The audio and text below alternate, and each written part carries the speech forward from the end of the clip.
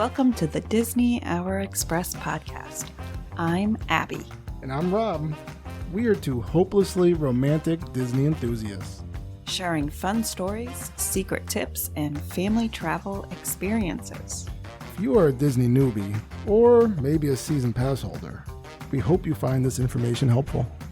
We turned our love of Disney into a unique boutique travel agency that books Disney and Universal vacations. We've got a lot of stories, so cozy on up, choose your favorite drink, whether that be a cocktail or a hot chocolate, and enjoy the Disney Hour Express.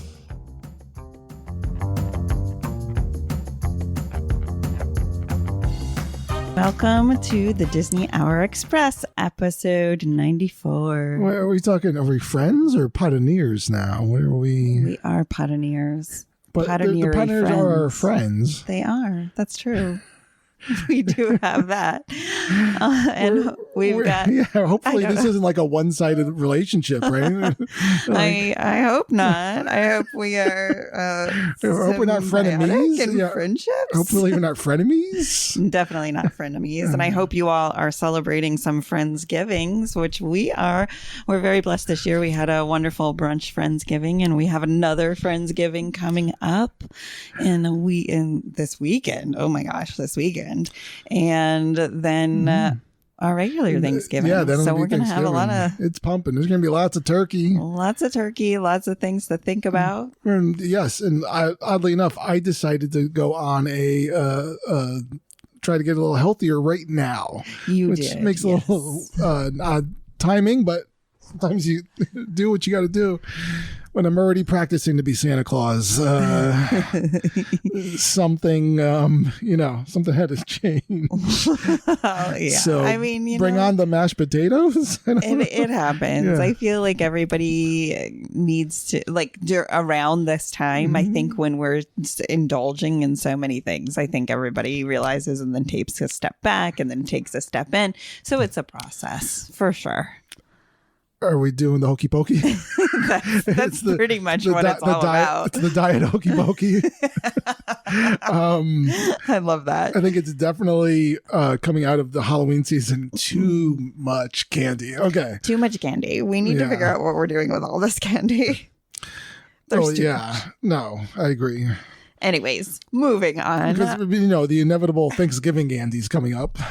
Oh, no. There's no such thing as Thanksgiving candy. What? There's not? There's Thanksgiving pies. That's kind of like where everybody goes. Look, I got a hot take. Not a huge pie fan. Well, I mean, but you like the mashed potatoes. So that I like mashed potato pie. Mashed potato pie. Yep. I like it. Okay. So, hey, Disney World over there. Are we talking to our Alexa? I know it didn't. Oh, Alexa load, but hey, Disney didn't because we don't have one of those here. But we could if we went shopping for it. Right. Okay. So over at Disney World, they've got this new Tiger TV Tuesdays, which is it's really, really cute. I'm really excited about it. Every week, Tiger lovers are welcome to tune into the brand new YouTube channel or website, which can be found on DisneyParksBlog.com. And for the first time, Disney will be giving weekly behind-the-scenes glimpses of baby Basco and mom Sony over at Animal Kingdom. Would you say that's the first time in forever? So it's so interesting because I was like, this can't be true. We've had live animal cams before, but we haven't. There have been none, which is so interesting to me because it's definitely trust me, they've got 10 bazillion cameras over on the safari, right? Yeah. They know every move that's being made. But why aren't we making it live? Why aren't we watching the animals more? They're hiding the abuse. No. I'm only kidding. I'm only kidding. That. No, I think they're making it just like, more hidden because they want you to come, right? They want you to see it live with your own eyes. But anyways. But they're not showing the tiger, right? The baby tiger. It's all hidden. It's behind the scenes, but you can't see it in the park. No, because baby Basco's still like too young. Baby Basco. He's a Samaritan tiger, was born on October 16th, 2024. And this is the first time a cub of this species has been born at the park in 7 years. I like how they like say that. This is the first time in 7 years. They like kind of hide that. So this has happened before, but of this species. In early 2025 is when Basco and Mom Shoni will be seen together in Animal Kingdom's Majaraha Trek. Thank you. Maharaja Jungle Trek. Maharaja. Got it. Yeah. Thanks, guys. Thanks for bearing with me through that one. Now, this is because, baby Basco needs to stay with mom for at least 18 to 24 months. Because that's how long they nurse and kind of learn and all those things. But they'll be out in the safari together. So until then, you can enjoy the adorable videos of Basco. And I watch them cuddling up and nursing on mom throughout these videos. Very cute. It was an hour-long video this week. Now, some of my takeaways were like, oh my gosh.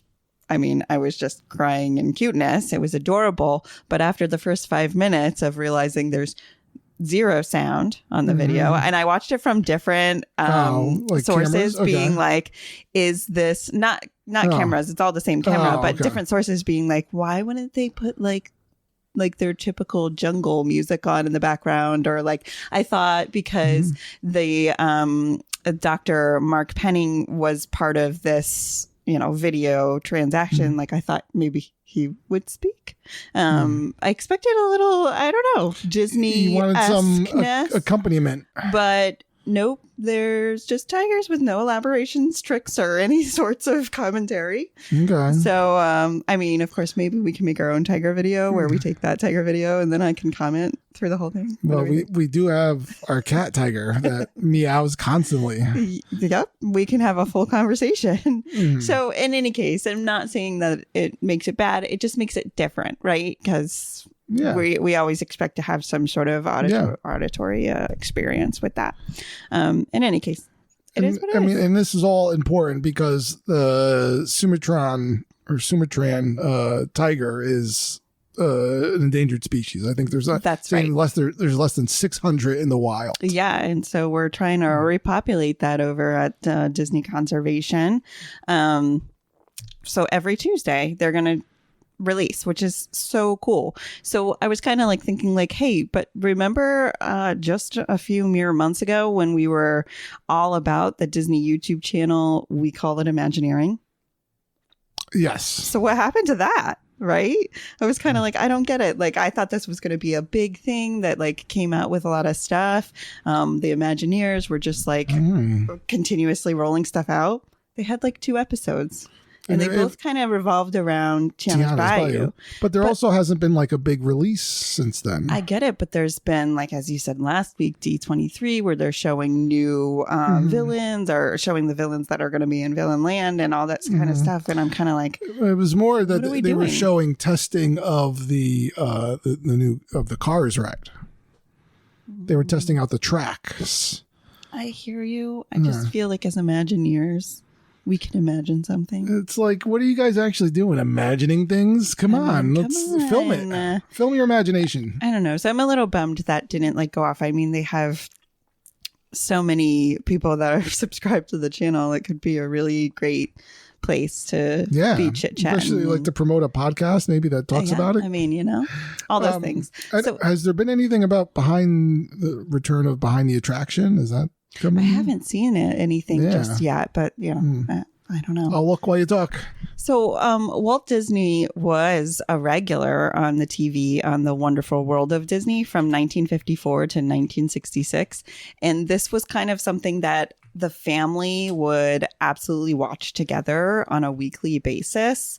Walt Disney primarily discussed it. I mean, there was a variety of topics. I can't say anything was primary, but they were including new attractions and developments at Disneyland, behind the scenes looks at Disney animation production, educational segments on nature and science, classic fairy tales brought to life through live action or animation, and sometimes even he like added his own personal anecdotes about his creative process. So this again aired weekly, typically on Sunday evening. So it was like you get your ice cream and everybody huddles around their television and watches Walt Disney discuss all this magic happening. So I wanted to see if I could find an episode back from when he was host of the show. And the old episode that I watched was an adventure in color in Math Magic Land. So okay. I'm not gonna lie, like I learned a few things. Oh, did you? I did. So, they had Donald Duck, the animation coming out, I mean, after Walt Disney explained color and bringing color to TV. Yeah. And he did it in his Walt way, right? Like it was very kind of like explaining from ground zero to everybody out there, but making it adult friendly. So it wasn't like I'm speaking to a little child. It was like, here's how we do it, and we do blah, blah, blah. And then there's like pixie magic and all sorts of things happening. So I'm going to say the big takeaway from this episode for me was don't mix blue and green wires. Okay? Oh. They cause a serious electrical safety hazard. Now, I learned this. I don't do wires, right? Anything having to do with that, I'm like, Rob. Yes, leave it to the colorblind guy.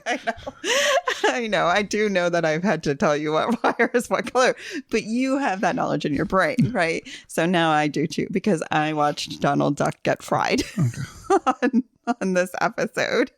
Now, like I was saying, there was like animations, live footage, documentaries, and songs mixing together with the lessons.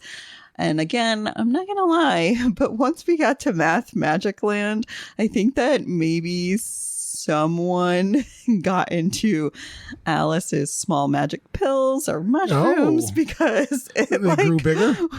Yeah. Oh. I mean, it just like went a little bananas, but it was still full of lessons, which was great. Because we know you love learning. I love learning. Which is why I love Disney, honestly.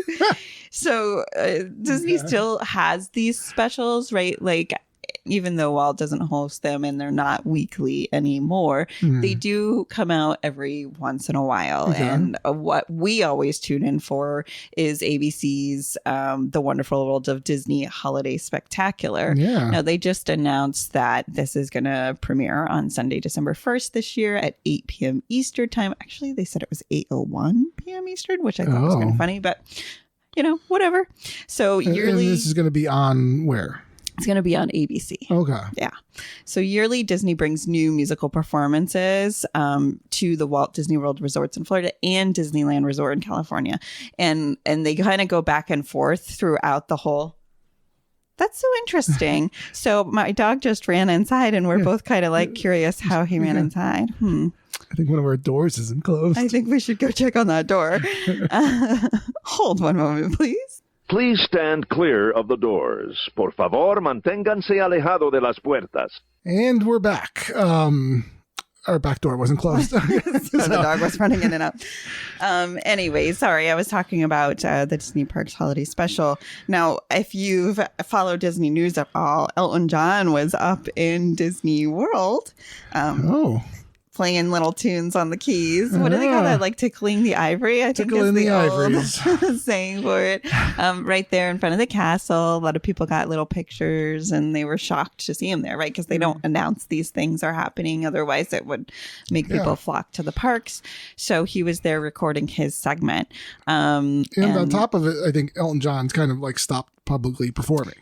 Has he? I mean, I don't follow him that much. But listen, on a regular basis. I'm telling you, I had my one experience, which I feel like I've been in this seat before talking about this experience about Elton John, and I think it was Prince, and they had like a thing where they were both at the Rio Grande, right? So this was back when I was living in Las Vegas. Uh-oh. And they were both staying at the Rio Grande, but for some reason they themselves didn't want to see each other, or we were just hiding them from each other. So it was like really complicated, where on the radio, they'd always have to call in who was walking where and doing what, because we had to make sure the other one was not in the vicinity.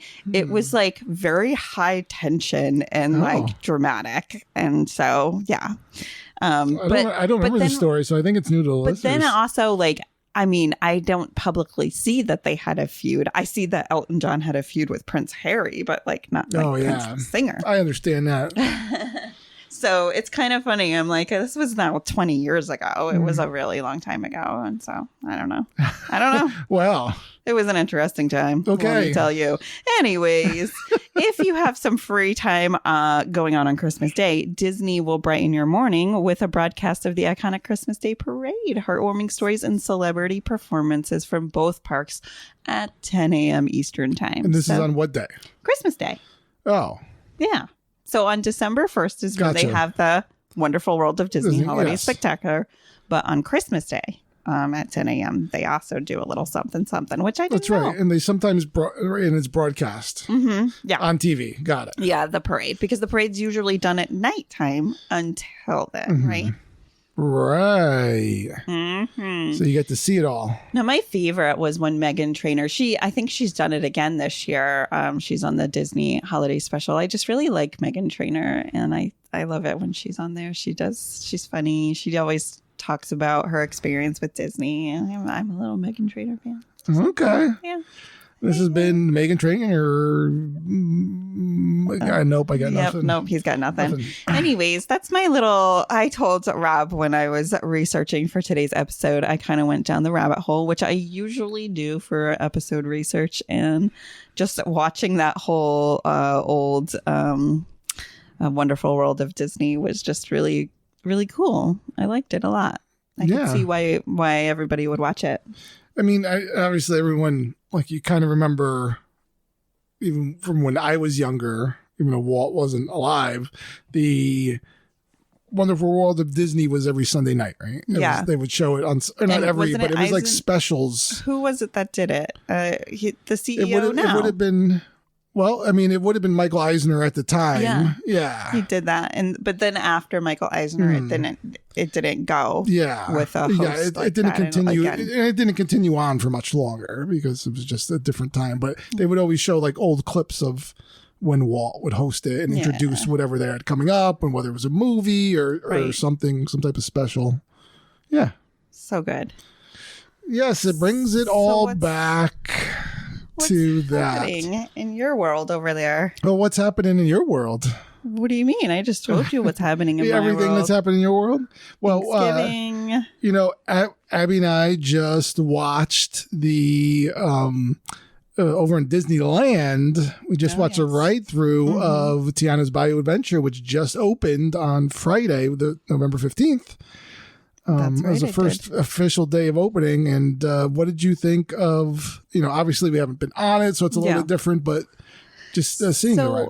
Yeah, I mean, I saw a lot of familiar parts, right? So it's very, very similar. The story is the same story. Yeah, and the animatronics are very much the same. Now, listen, Rob and I discussed this in great depth about how we feel like this is a family ride. We liked that it was like at least two people in our little log flume thing over here in Disney World. And over in Disneyland, it's singles. So as going in single line, I don't know that I would feel comfortable putting my 8-year-old on it alone. I mean, she's not alone. We'd be behind and in front, but going, that this wouldn't fly. We need to have hands on, and she needs to feel safe, like somebody's beside her. So that put like a different twist on it. Like, I don't know that we would see a lot of kids under 10 on this freely, right? I mean, kids are all different and have all different ranges of. And I guess it all depends on if they've been on Splash Mountain before, and because it's the same setup as it was when it was Splash Mountain, and that's the difference between the Disney World and Disneyland of it all. Or that's one of the bigger differences, is that it's in there. You're lower in the ride, so like you're kind of straddling like your seat, so like your legs are on either side.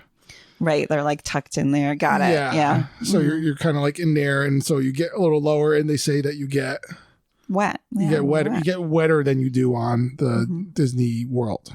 Sure. Tiana's Bayou. And so it just, it kind of takes away. Kind of ride.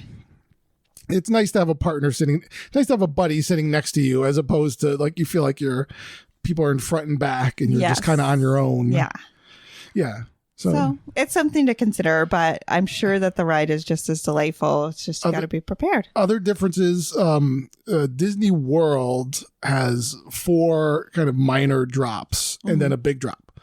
Disneyland, 2 minor drops and then the big drop.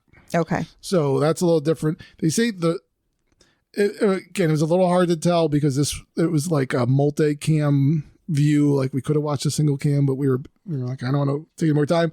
But they say that the ride is shorter because the ride itself is like a smaller space. There's less room in Disneyland than Disney World, in total, obviously, but also like where it is in Magic Kingdom.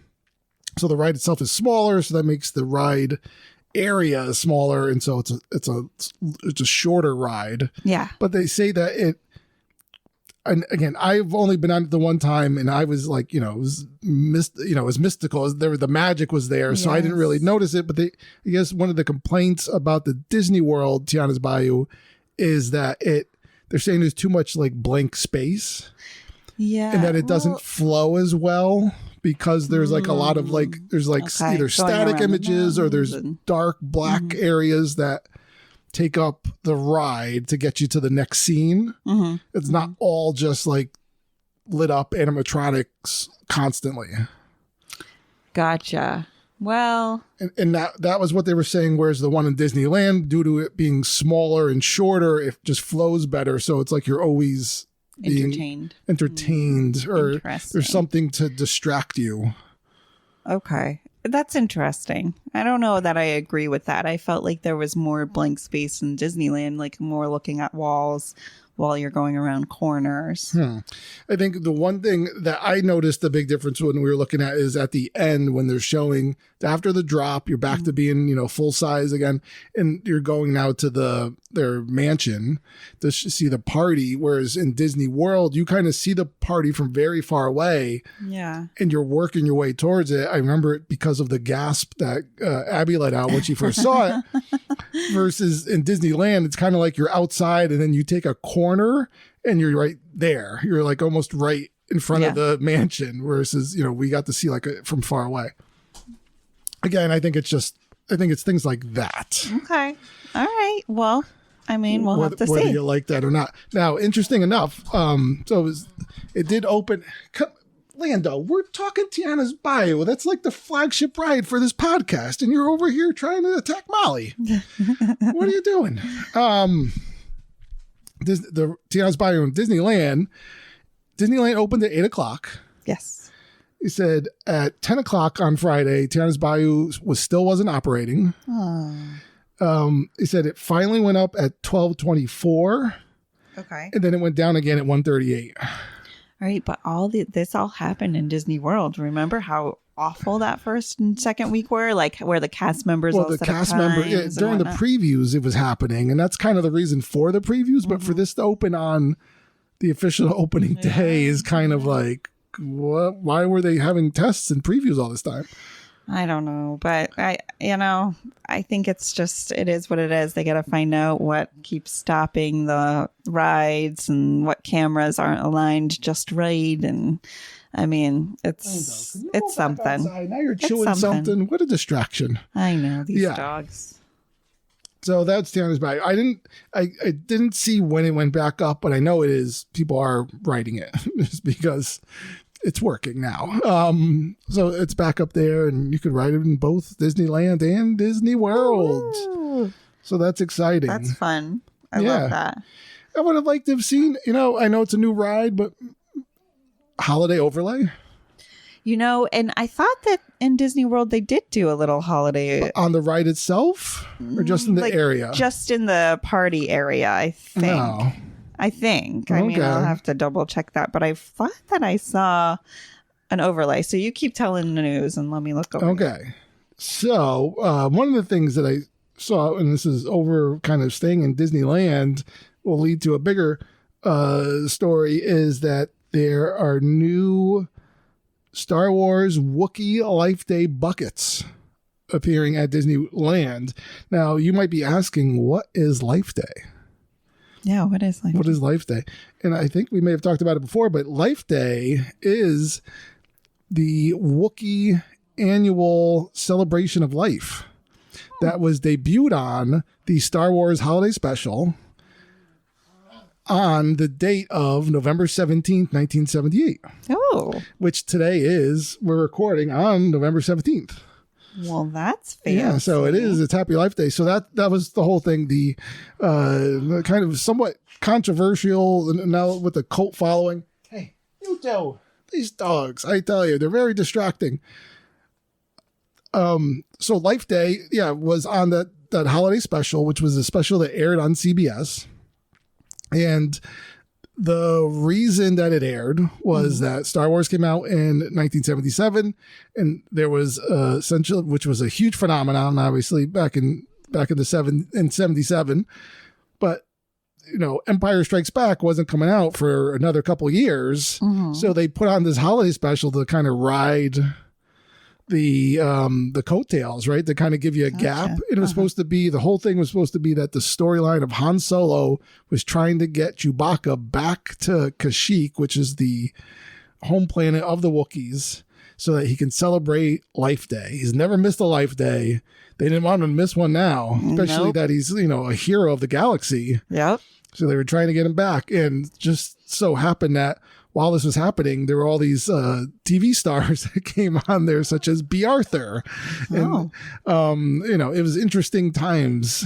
Okay. Back then. Whoa. So they were celebrating Life Day. They're supposed to be like, there's a tree of life on Kashyyyk that they all kind of gather around. Oh. And that's what that's what they're kind of honoring. Like Avatar vibes. Exactly. So these Life Day popcorn buckets are they look like a log with a Wookiee carved in the log. And that's what you have. Okay. So that's you don't have anything to add to that, because there really is nothing else to add to that except for this. Though we all knew that, and while we're on the Star Wars topic, and I know it's me talking about Star Wars, it's like Abbie talking about New Orleans or Las Vegas. We get it. The look on her face right now.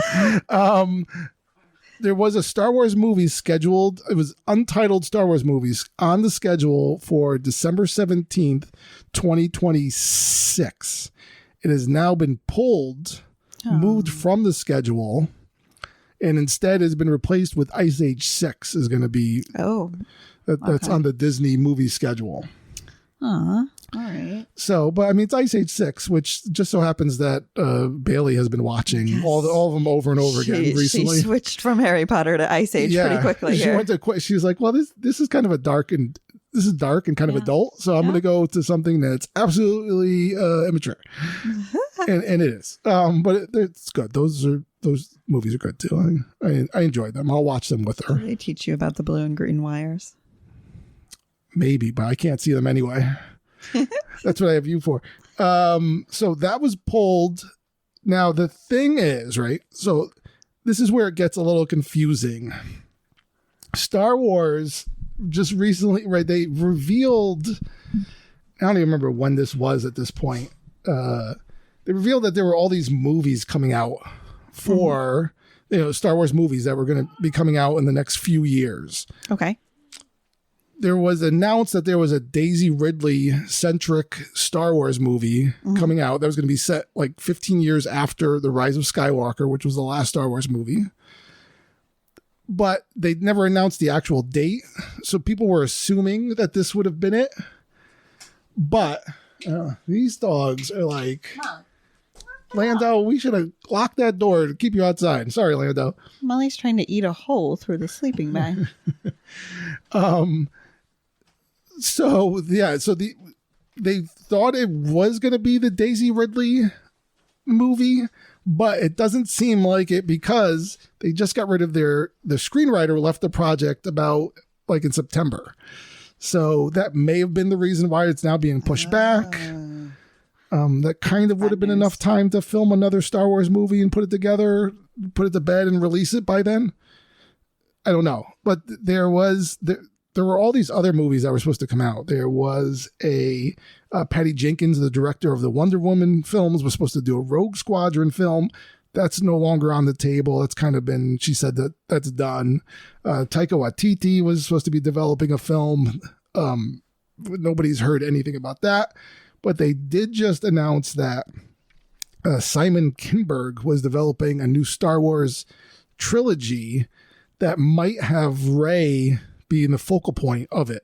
Oh, okay. Again, but nobody knows this for sure. Everything's a little bit up in the air right now on how this is all going to work out. So we're just going to have to wait and see. I feel like she must be frustrated with all of this. She could be. No, absolutely. I mean, it's a little crazy, but there's definitely a lot of Star Wars is in an interesting spot right now because it seems to be just relegated to like streaming only. Yes. Yeah. There is a movie. There's a Mandalorian and Grogu movie that's scheduled for 2026. Okay. So that's still on the schedule, and it's still, I don't know where it is in filming wise. It still would be a little bit early to be filming right now, but so that's coming. But on streaming, there's a lot of things coming up. But then there's something called Star Wars, the Skeleton Crew, which is supposed to be debuting in a couple weeks. There's Andor season 2 comes out next year, I think in May or April. Still have to finish this first season. Everyone says that Andor is like the best Star Wars series that's been released. Okay. I don't know. So that's kind of where Star Wars is right now. There's a lot of movies up in the air, but there's series coming out. Perfect. A little bit. So we'll see where it all lands. Yes, we will. Moving on, and just again over celebrating Life Day. There's more Disneyland merch, Star Wars merch coming out. Disneyland, Disney World. They're selling sets of Kyber crystals. There's all types of things. We're not going to get any more into the asteroids than we have already, because it is holidays over in both Disneyland and Disney World. That's right. And as far as Disney World goes, those tickets are pretty slim for what's left for Mickey's Very Merry Christmas Party. I think there's only about 7 dates left that you can purchase, which would be 2 in November 21st and 27th, and then a few in December, including the 12th, 13th, 15th, 17th, and 19th. Other than that, there are no other dates. Well, so get your tickets now. Right? Yeah, you gotta get them. There's nothing left to it but to do it. So contact your FTB travel specialists, or contact us anywhere you see us posting something, or come to our website, familytravelplanner.com. We could hook you up. Absolutely, we're here for you. We could help you plan your last minute holiday trip. The thought of it makes Abbie anxious. Yeah, but I also think it's a good year to go because the crowds aren't as intense this year at Disney World. Even though they're already sold out. Yeah. I mean, because they're limited. So I would expect them to be sold out because I think you're going to have, folks that live in town or nearby that are going. It's not necessarily people that are traveling from far away. That's true. This is tradition, right? And everybody wants, unlimited hot chocolate in the Florida heat. Those cookies looked really good. While they're melting in your mouth. So they have over the parks are right. They said right after Halloween, like I think by the next weekend, everything's kind of, the parks are decorated. Transition. Yeah. But the resorts kind of happen gradually over this month, the month of November. Usually by Thanksgiving, everything's done. Right. So they just put up the decorations in the Contemporary. There's a big tree. Which, I don't know if Abbie's ever seen the tree. I'm going to show her on my other screen. The Contemporary. Big tree. That does look very contemporary, though. So now here is another one of my hot takes. I don't particularly care for the Contemporary. Well, it's so funny because the pricing has gone up, but for the longest time, the pricing at the Contemporary would go back and forth and kind of be like, I mean, it is considered one of the deluxe resorts, I guess. But because of how close it is to Magic Kingdom. And it's really, the monorail is a huge draw. But yeah, I can't say that I want to stay there. Now, we had some agents stay there over the summer, and it was exactly what they were looking for. They had grown up seeing the Contemporary being one of the first resorts there, and knew like when it went into construction and everything. So they never had the opportunity to stay there, and were able to this time on the travel agent trip. But I just don't. There's nothing. I mean, I love The Incredibles, so like the Incredible Room was like cool, but I don't like. It's not what I'm looking for in a resort. Yeah, I'm looking for like a little bit more classy. Everything feels a little cold to me. Yes, like that tree looks cold to me. I'm like, oh, well, it's also look. I understand people have things they have to do and stuff, but we should really see what this looks like at night. So people are taking all these daytime pictures of holiday decorations. Yes. It's kind of hard the full magic of it all, right? Once the lights come on, but yes, the Contemporary tree is in front of the Contemporary, the big one, and it just like looks like a tree with some ornaments hung on it. Right. There's nothing outstanding about it besides it being tall and a big star. With that, so that's my hot take. Contemporary garbage. I'm sure everybody has it. It's a nice resort, and it has obviously it has the California Grill. And lots of good things. It has Chef Mickey. Listen, I feel like the Riviera has taken its place in spades as far as now on the Skyliner and all sorts of things. Now, I think one place where we would like to stay is the Grand. See, that's gorgeous. See, the Grand Floridian also just got decorated. So in the lobby of the Grand Floridian, they finally put up the tree. They've already had the gingerbread house, which has been there for about a week or so, maybe more. A little bit more, but yeah, the tree's almost 4 stories tall, and it's right in the center of the lobby. They actually moved the grand piano over to the side so that it can fit in there. And I mean, it looks phenomenal. It looks well decorated. It's yes, it looks beautiful. Yeah, I love so that. That's something I would definitely be in for. Grand Floridian, also a deluxe resort, also on a monorail. If you're choosing between the two, I'd say, you might want to stay there. Yeah. It's just a little bit more homey, but in class. Yeah. Contemporary feels more like a hotel. Like it feels like I'm staying at a big hotel, it's just kind of the way that the rooms are all set up, and I don't know. And maybe that has to do with looking at the Grand Floridian, it's got really intricate carpeting and detail in the woodwork and balconies. The Grand Floridian is essentially the Contemporary. I'm sorry, yes, the Contemporary is essentially steel, steel and no carpeting, no none of that. It's very concrete looking. So dogs. Come on, these dogs are just at it. Oh, should have closed that door. So yeah, I don't have any. I don't know what does the Polynesian do for? Gosh, they. Let's see. I don't know. I mean, I'm positive they have a tree. Positive, but I don't know where it is located, because they have in the middle of that big kind of like tiki thing in the middle of their lobby. What do you got? It looks like they have. Yeah, because they have a lot. There's a lot of plant life already set up there. Just being with the fallen with the Hawaiian theme. So they have it's kind of hard to. So that's kind of where it is on the first floor. Very illuminated. Woo. Yeah, it's bright. But the outside's very nicely decorated. And that just kind of looks like that's how it looks all the time, the Polynesian. So it's kind of hard to see any difference.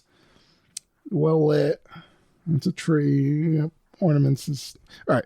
So beautiful. I know. I still think Grand of the monorail resorts. Okay. I think they're Grand Floridian. Say, remember the wilderness tree last year? Yeah, that's a really nice tree. And that's what we were just saying. There's all these there's resorts that are going on. There's going to be some construction coming to the resorts, right? Yes. It was the Fort Wilderness Lodge. Yes. I can't remember what the second one was now. I know it was Pop Century. Yes. And Port Orleans. And Port Orleans Riverside, right? They were doing some of those. And we, as Abbie and I have stayed there somewhat recently, that was a long time ago, that they kind of the rooms need to be refurbished. Yeah. So, and they are being refurbished like beautifully. Mm. We've seen some of the new one. I think like we've reported here that all of Tower 1 over at Port Orleans, I don't even think they call it Tower, but like the first building is done. Mm-hmm. And I think they're just continuing on now. I like it.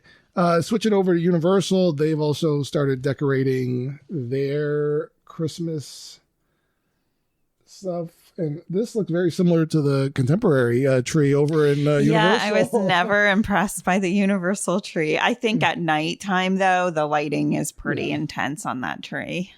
And then they just have decorations all throughout. They have like little odd like Easter eggs. There's like a cow with the little twister, Christmas hat. the twister ride it out.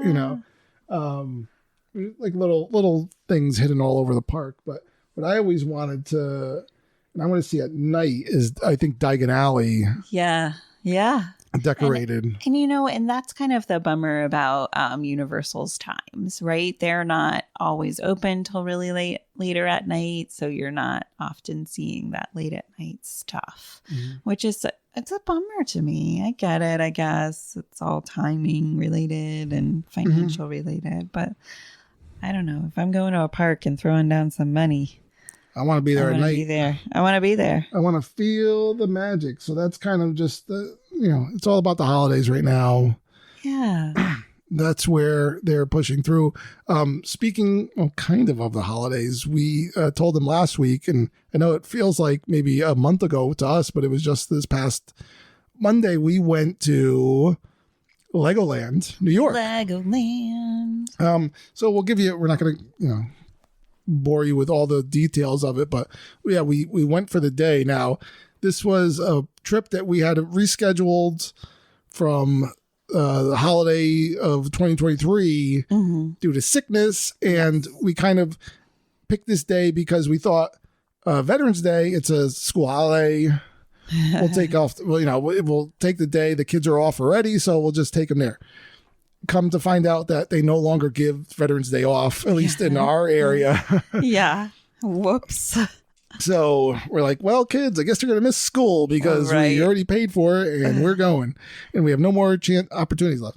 So we did take the kids. So it was a school day, at least in our area. And it kind of showed, right? It wasn't very crowded at all. It wasn't. It was also the last. It was also the last day that the park was fully opened before they switch over to their holiday. Bricktacular. Bricktacular, which is like they overlay everything and they close off part of the park and then just kind of limit it to the certain area where they have it decorated. And these dogs are recreating the Tyson fight. I'm telling you, it's ridiculous.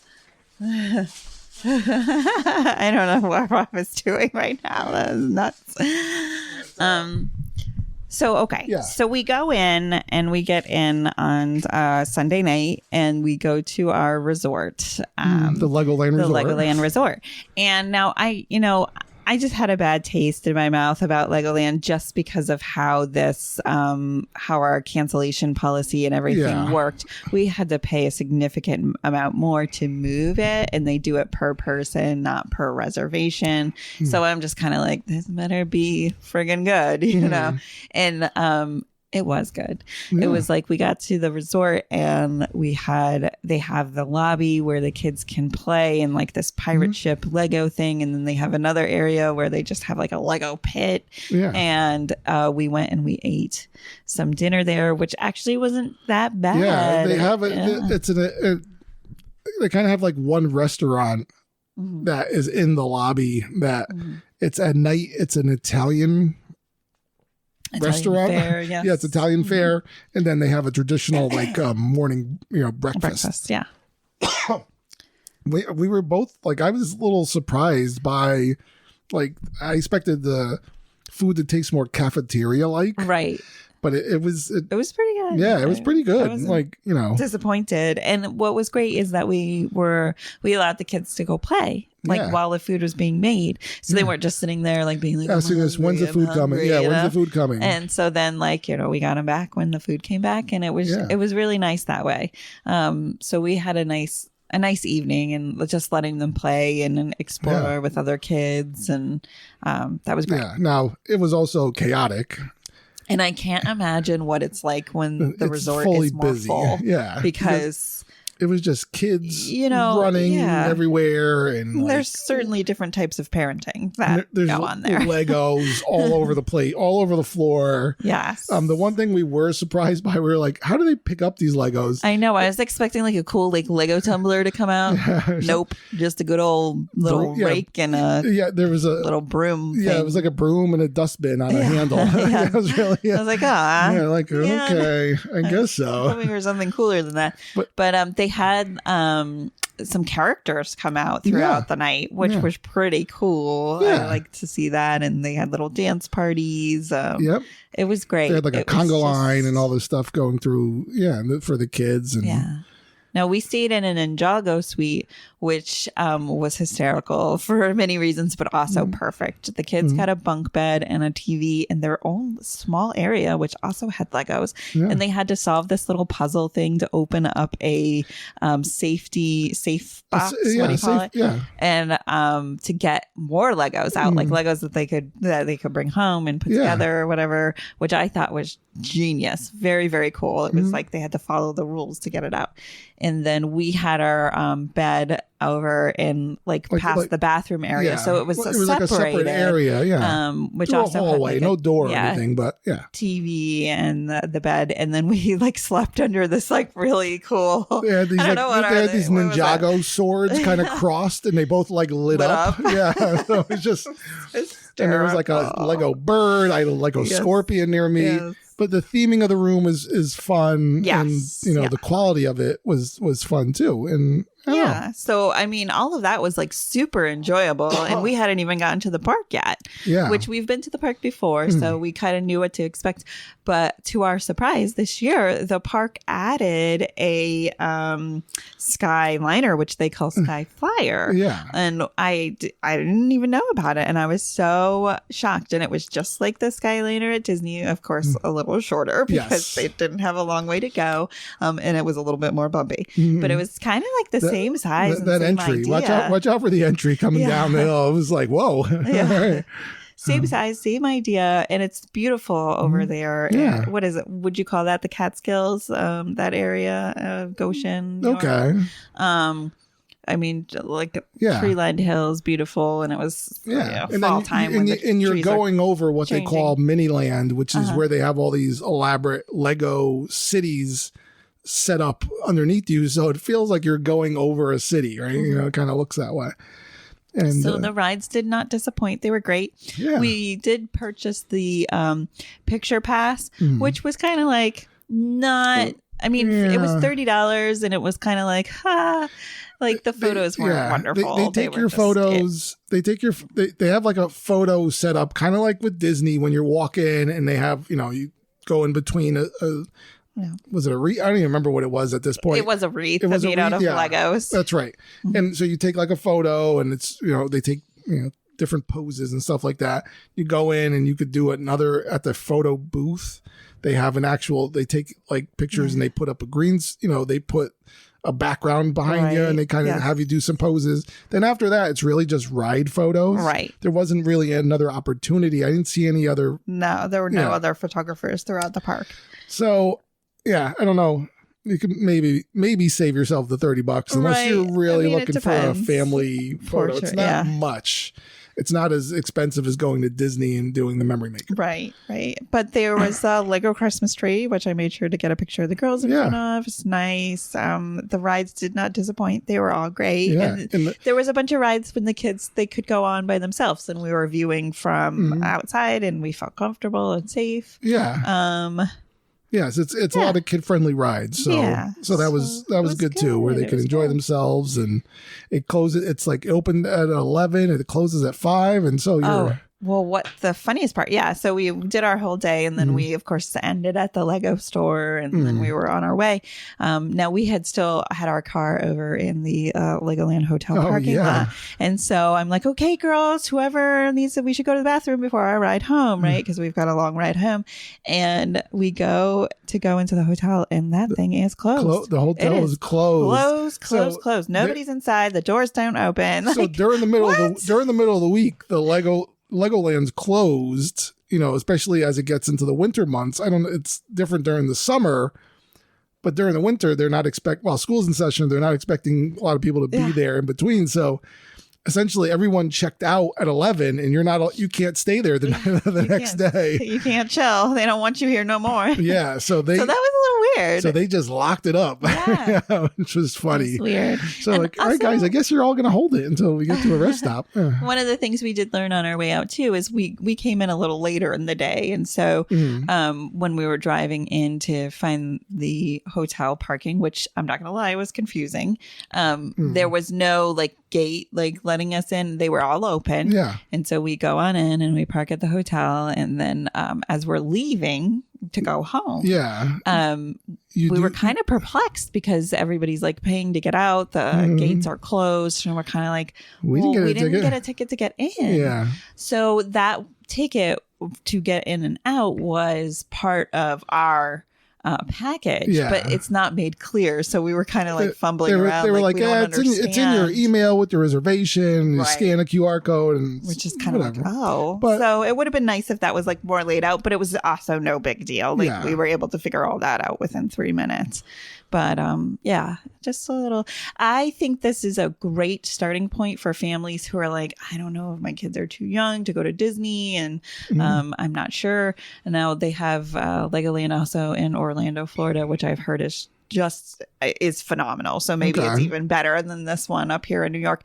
But I think this is a great starting point. Yeah, it's a great starting point. And you can is expensive. It is pricey. And that's, I was talking to a group of ladies about it, and they were like, yeah, but the hotel's expensive. I said, oh yeah, it is.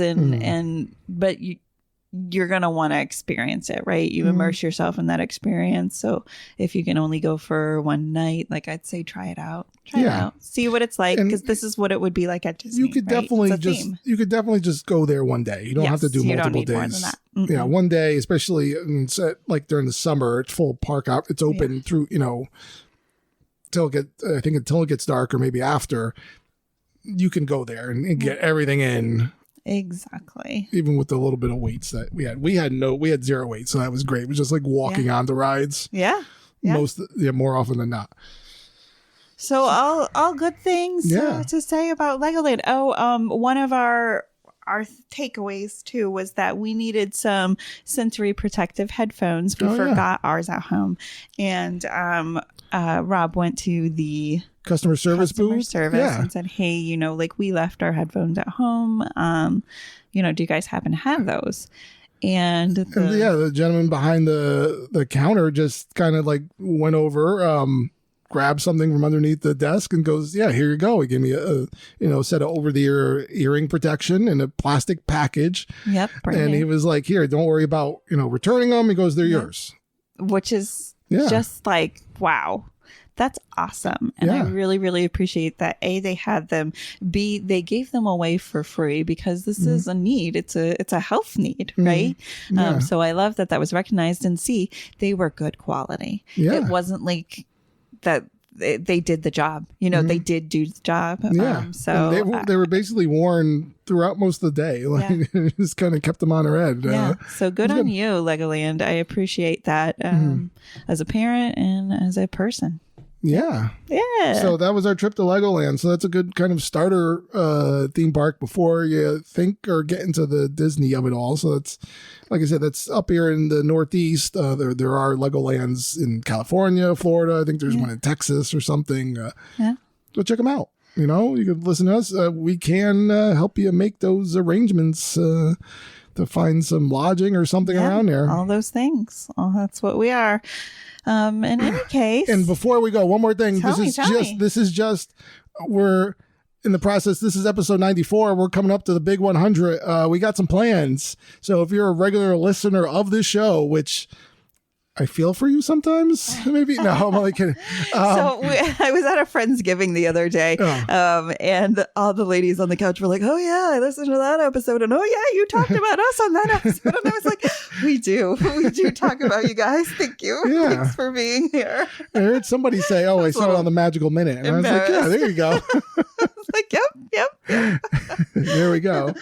So anyway, we want to kind of, we're going to do something, hopefully if it all plays out, to kind of give back to the listeners and have something a little fun to ramp up to our episode 100. But more details to come on that next week, asterisk, hopefully. That's right. So make sure to tune in for that exciting announcement.